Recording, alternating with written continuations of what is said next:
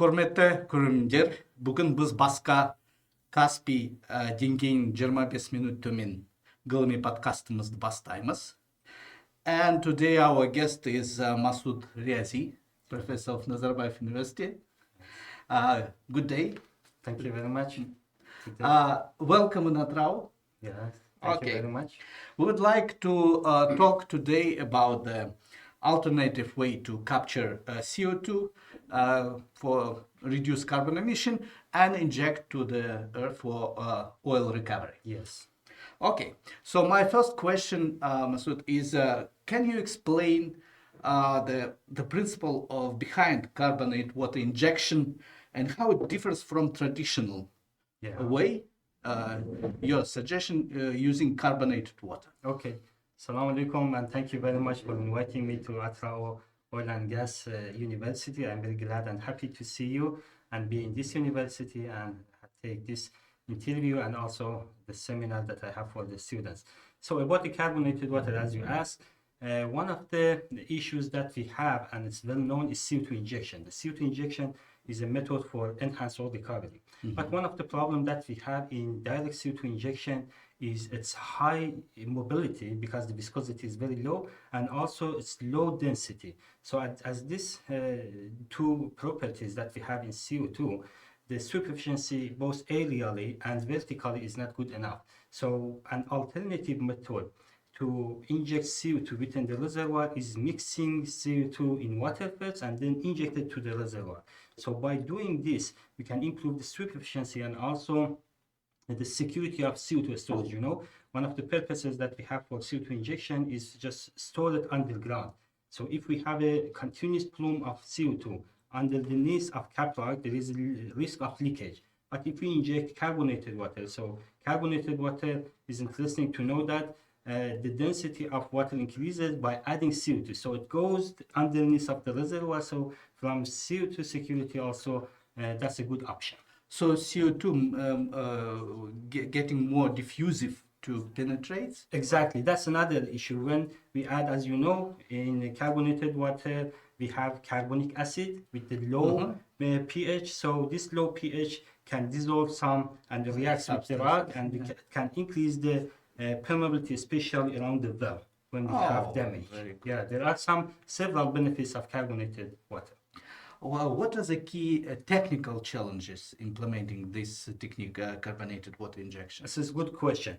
We have actually two challenges. One of them is preparing carbonated water. So as I said, we need to mix CO2 in water and inject it as a unique phase, as a unique phase, and as a water phase, as an aqueous phase, you know. So this is one challenge. And the second challenge is corrosion, because we need to inject it from injection well, so we should protect the well from corrosion. So these two challenges we have in the field. Could you please discuss design and operation of the carbonated water injection system? How is the CO2 captured and dissolved in the water? Okay, so the capturing is actually a separate technique. Membrane technique. It's a membrane technique, and it's dealt with the downstream section, chemical engineering. But as you know, the accuracy of capturing is out of my expertise actually. But capturing CO2, it depends on the purity. For example, if we increase the efficiency of capturing, the cost increases. For example, up to 90% we can capture with a very low cost, but if we want to increase it from 90 to 100%, it becomes more expensive. So we need to develop the techniques that we have. But once we capture CO2 from power plants or from, for example, cement factories, we should mix it with water. There is a patent about making carbonated water. We have two inlets for this system, and inside the system we have a porous system with a hydrophobic, without water wetness system. So in this case, the mixing increases, and so we inject CO2 and water at high pressure, and the outlet will become carbonated water. Actually, carbonated water is a kind of soda without any sugar, without any color. Yeah. Is there some environmental benefits combining oil recovery and using captured CO2? Yes, sure. One of the big challenges that we have generally for CO2 storage is about the cost. It's a heavy operational process actually, and we need to reduce the cost, or we need to invest. One of the method which is EOR, and we inject it under to the depleted oil and gas reservoir, so the additional oil production can compensate some of the costs that we have in CCS process.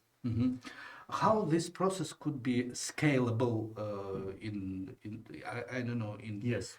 As an industrial one? In industrial, actually, the main purpose of definition and introduction of carbonated water was not for the research in the university, of course, for the application and implementation in the reservoir. And we have several oil field experiences for both EOR and also for stimulation, for well stimulation. Yeah. Is it I just sorry to interrupt you. I just want to say that it's already scaled up, and so we don't have any concern about this process. Is it some geographical limitation to apply? Again, that's a good question. Actually, you know, for some field in Atrao, as far as I understood, we are close to offshore, and we have 3 oil fields nearby. So, as you know, sending and transporting stream of CO2 is difficult for such places. But carbonated water, on the other hand, we don't need a full stream of CO2 because the portion of CO2 that can be dissolved in water is about 10 to 15%. So a minimum amount of CO2 is needed. So carbonated water injection compared to CO2 can be an alternative method for offshore storage. Is it some safety measures, precautions using CO2 in this technique? How is this dangerous? Yes, again, good questions and practical questions. Like the other methods in upstream, we are dealing with the high pressure and high temperature condition. So because we have good experience of gas injection, CO2 injection, water injection, and so on, so carbonated water should be prepared and injected at high pressure conditions. So this is the similar issue that we have with other methods. But in another hand, as I said, it's corrosion. And so we need to think about the special materials. So we need to get experience and knowledge from material engineering to build a pump, build a pipeline to transfer safely actually carbonated water for a long time without any harsh corrosion. Thank you. Yeah. How does the carbonated water injection for oil recovery fit to broader context? I mean, for energy transition, to push forward for more sustainable energy sources? At the moment, the only things that I can see from energy transition is just reducing the global warming, greenhouse gases emission. As you know, CO2 is one of the gases which its impact, depending on the places, its impact is between 60 to 80% among the different gases. So in this method, we can reduce the concentration of CO2 around the world in the atmosphere. So this is the only things that I can see at this stage for sustainability. Thank you. Yeah. Is there some confirmed data of impact of carbonated water on the properties of oil reservoir? Yes, sure. And how it's actually enhanced statistically, how it's enhanced oil recovery? Okay, it's again a good question. First of all, I would like to talk about the interaction of carbonated water as dissolved CO2 in water with the oil, water, rock properties. First of all, when we are adding CO2 in water, as I said, the viscosity of water increases. It's not like other gases. So if we increase the viscosity of water, we can reduce its mobility. It's like a polymer injection without any using any chemical. So this is one benefit. Another benefit is increasing the density. Again, from CO2 storage, as I said, it goes underneath the reservoir, so we get to a very high secure CO2 process. So in another hand, when we are injecting carbonated water, CO2 from carbonated water can diffuse and partition to the oil and can diffuse in the oil phase. So in the oil phase, the viscosity reduces. again, the mobility ratio becomes favorable for us. And also at the same time, oil swelling happens. So as a result of oil swelling, saturation of oil, remaining oil increases, so relative permeability improves, so we have a better oil displacement. And at the same time, because we are injecting acidic agent, the wettability changes. Wettability changes in a favorable side, and also it can dissolve some of the rocks. So we have several mechanisms. The main one, depending on the oil type. If we have a light oil, we have some dominant mechanism. If we have a heavy oil, there are some other mechanisms. But for the light oil and conventional oil, if I want to say, oil swelling and reconnection and replacement is one of the main mechanisms, and also diversion of flow, because oil swells in the pores and it can block the pores partially or completely. So in this case, carbonated water can divert to the another place. It can displace more oil from unrecovered regions. Not affecting much on the property of the reservoir, yeah? It actually, as I said, it changes the properties of oil, water, and the relative permeability, capillary pressure, because it affects also interfacial tension between oil and water, reduces as a result of dissolved CO2. It's again, to somehow we can say it plays like a surfactant for us. And if we have carbonate, if we have asphaltene in the crude oil, which is the main challenges in Kazakhstan, in the oil fields here, compared to against CO2 injection, there is a patent that says that if we inject a continuous CO2 because of huge mass transfer between CO2 and asphaltene, between crude oil, asphaltene precipitation and deposition is very hard. But if that's ecological. Yeah, if we inject it bicarbonated water, we can mitigate and we can limit this precipitation and deposition. Oh, very good. Actually, it would be, I guess it would be a very good public perception in this Attrau region to using such technique, especially reducing this pollution of asphaltene and capturing CO2 as well. Yes. So, do you plan to like implement such technologies here in this region? Yes, actually, I have about after during my PhD. If it's not secret. Yeah, sure. About 20 years, I have experience on CO2 injection, carbonated water injection, and it's one of the all main. And I just joined Nazarbayev University in Kazakhstan about 6 months or 7 months. But one of my main plan is just I just want to establish a research center about CO2 injection and hydrogen storage, CO2 storage and hydrogen storage. And for sure, I would like to propose carbonated water injection as one of the promising techniques in this region, especially. As I said, it's very useful for offshore. And this afternoon, I have a meeting with Northern company, NCOC, I have a meeting with them, and I would more than happy to implement this technique. This it's a huge Kashagan offshore. Yes, this Kashagan offshore. I have heard about this. Those fields are new for me, but the approach is known, and I would like to implement it in Kazakhstan for sure.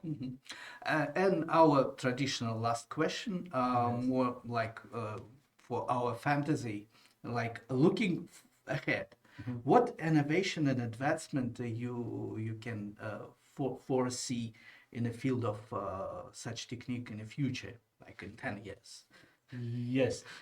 Actually, I would like to give you some introduction, a brief outlook about the condition that we have, and then I'll come back to the importance of this technique and technology, and I'll tell you what I can see from the future.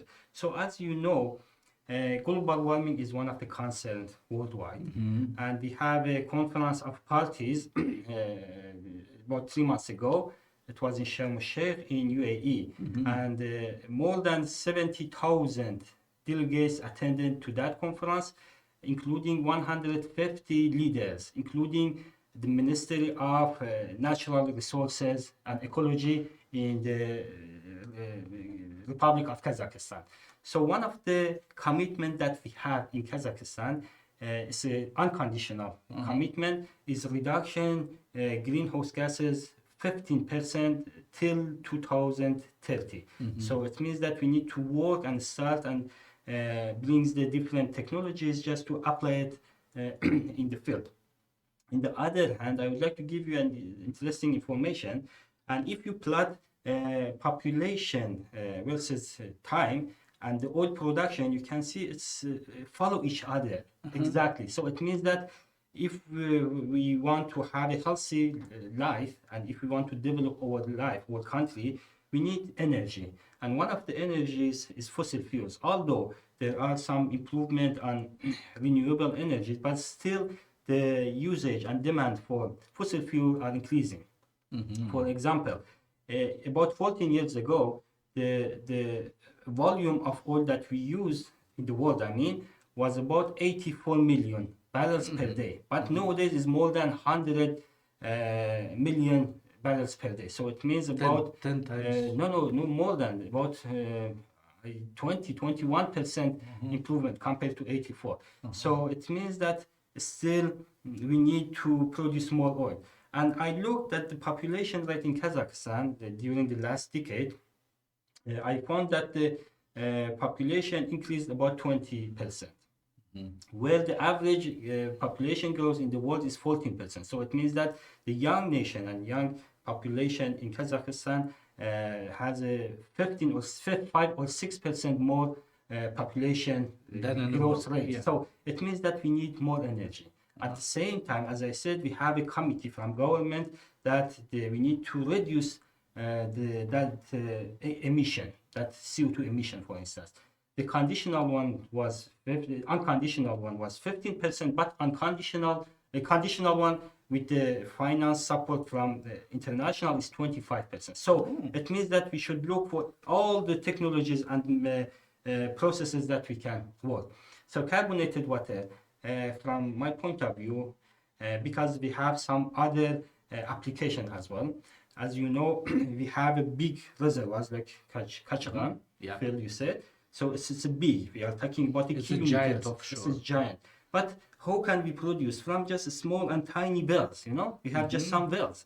So if we have a damaged area around this well, so the productivity is very low. So we cannot produce and we cannot get advantage of this big reservoir. And usually, I can say that primary oil recovery is about 15% to 20%, something like this. So 80% oil remains unrecovered underground.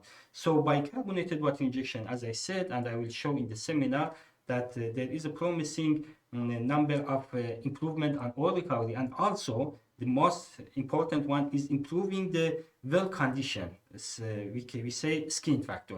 Those who work in petroleum industry are familiar with the skin. We can reduce the skin factor. So in this case, we can improve, and this method can be considered as a stimulation as well. So we can consider that for EOR, enhanced oil recovery. We can consider that as CCUS approach, and also for well stimulation. That's a comprehensive method, and I can see a good future for this technique if we have good support and on-time support from industry, especially oil companies. Oh, I hope you success in your research. Yeah, thank you very much, Professor, to share your science with our podcast. Yeah, thank you very much. We wish you luck and success in discovery to capture CO2 and use it for oil recovery, especially for our region. Yeah, thank you very much for your time. Thank you. Құрметті көрермендер, сіздер бір аптадан кейін күтеміз.